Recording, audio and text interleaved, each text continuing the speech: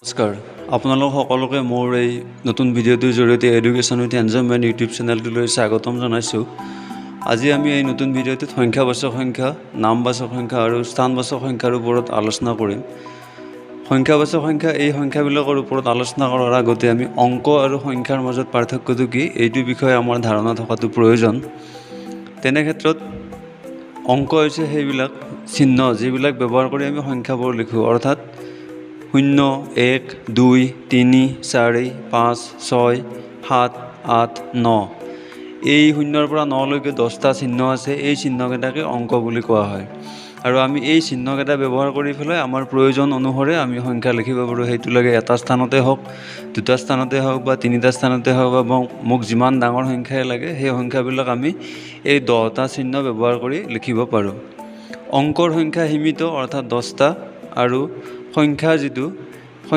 সংখ্যাটো সীমিত নহয়, অসীম। যিমান ইচ্ছা আমি সিমান সংখ্যা লিখিব পাৰোঁ। আমি ইতিমধ্যে এনেকুৱা বহুত সংখ্যা পঢ়িছোঁ যিবিলাক বিভিন্ন ধৰ্মৰ ওপৰত বিভাজন কৰা হৈছে, যেনে যুগ্ম সংখ্যা, অযুগ্ম সংখ্যা, মৌলিক সংখ্যা, যৌগিক সংখ্যা, পৰিমেয় সংখ্যা, অপৰিমেয় সংখ্যা। আজি আমি আলোচনা কৰিবলৈ লোৱা সংখ্যাবাচক সংখ্যা, নামবাচক সংখ্যা আৰু স্থানবাচক সংখ্যা, এই তিনিওটা সংখ্যাটোৰ ব্যৱহাৰৰ ওপৰত, কি উদ্দেশ্যে ব্যৱহাৰ কৰা হৈছে সেই ব্যৱহাৰৰ ওপৰত নিৰ্ভৰ কৰি পেলাই ভাগ কৰা হৈছে। আৰম্ভ কৰিছোঁ সংখ্যাবাচক সংখ্যা। যেতিয়া কোনো এটা সংখ্যা কোনো এটা বস্তুৰ থোপ বা সংগ্ৰহৰ সংখ্যাটো বুজাবলৈ ব্যৱহাৰ কৰা হয়, তেতিয়া সেই সংখ্যাটোক সংখ্যাবাচক সংখ্যা বুলি কোৱা হয়।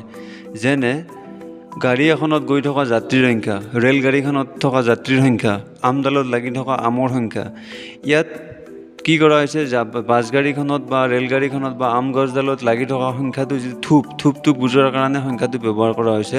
তেনে ক্ষেত্ৰত এই সংখ্যাটোক কি বুলি কোৱা হয়? সংখ্যাবাচক সংখ্যা।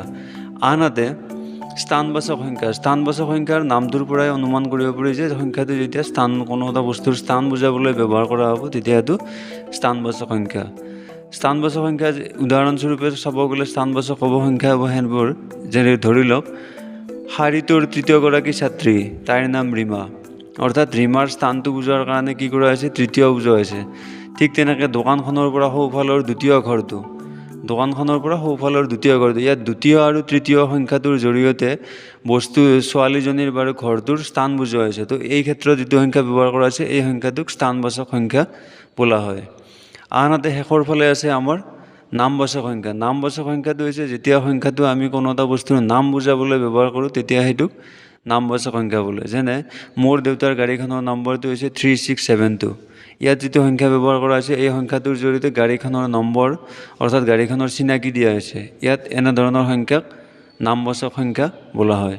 আপোনালোকে যদি এনেকুৱা সংখ্যাবাচক সংখ্যা, স্থানবাচক সংখ্যা আৰু নামবাচক সংখ্যাৰ অন্য আৰু উদাহৰণ আপোনালোকে জানে, তেনেহ'লে মোৰ কমেণ্ট বক্সত শ্বেয়াৰ কৰিবচোন। আৰু আজি এই ভিডিঅ'টোত ইমানতে সামৰণি মাৰিছোঁ। ধন্যবাদ।